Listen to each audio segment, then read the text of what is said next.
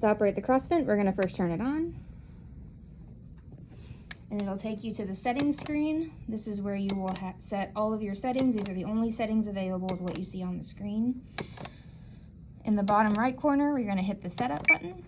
This is where you can calibrate oxygen, do a leak test, change the language, and choose to set your tidal volume or eye time. You cannot set both at the same time. You have to choose one or the other. Eye time will be the easiest and probably most convenient. So if we click on it, you can click inspiratory time. If you want to use tidal volume, you can. Just make sure that it's yellow. Hit the setup menu, main menu, and main menu again, and now you can set your volume. It looks large, but a lot of that is lost in dead space in the tubing before it gets to the patient. If we try to manipulate it here, we see that our eye time is changing, and we can't set it, we can't touch it. So if we wanted an eye time of 0.35, that gives us a volume of 46.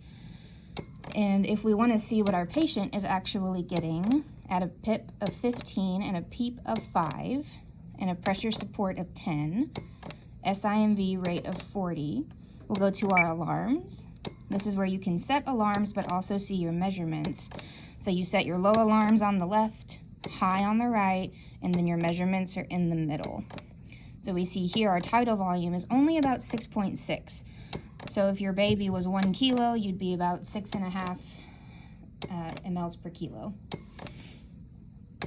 So for whatever reason, if you wanted to change to set the inspiratory time, you see that the setup button is no longer available. You will have to turn the machine off, hit the silence button, turn it back on. And now you see the setup button again. So we'll hit that and go to inspiratory time, setup menu. It'll ask if you want to display the tidal volume on the main menu. That doesn't mean that you get to change it, but you can see what the potential volume would be.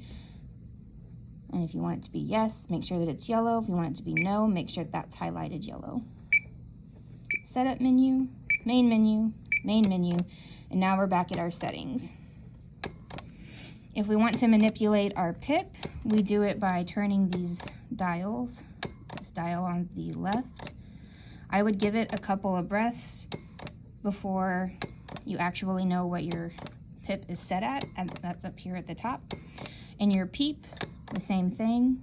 Give it a couple turns and then a couple breaths before you see what you're gonna land on. So this is SIMV. It's SIMV just like we use here at the hospital.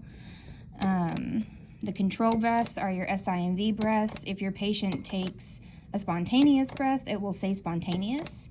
To avoid breath stacking, it will say assisted versus control. If we go to assist control, the rate is like a backup rate. It's 40. So the control breaths are not patient initiated. If you see assist, the patient initiated that breath. And I have the flow trigger set kind of high here just because the fake lung likes to trigger breaths a lot. So for a patient, an actual patient, you would have that set much lower. So we can see here that the constant flow is off because we only use that in CPAP or nasal prong. So if we click on that and we turn it on, we're now in CMV, or what we would use for nasal prong. So the tidal volume doesn't really matter here. Whenever we click on it, we can turn it up to 0.5, 0.45, 0.4, 0.35, whatever you want. Pressure support, it won't go away, but it will just say disabled by constant flow. You can change your rate here. Your flow trigger is off because we're in a non-invasive mode. And then we can also just do straight CPAP. And we would manipulate our CPAP with our PEEP knob here in the middle. And that's it. And we normally keep our flow between 8 to 10. If we wanted to go back to an invasive mode, we would just hit the flow trigger and it will put us back in invasive modes for SIMV and assist control.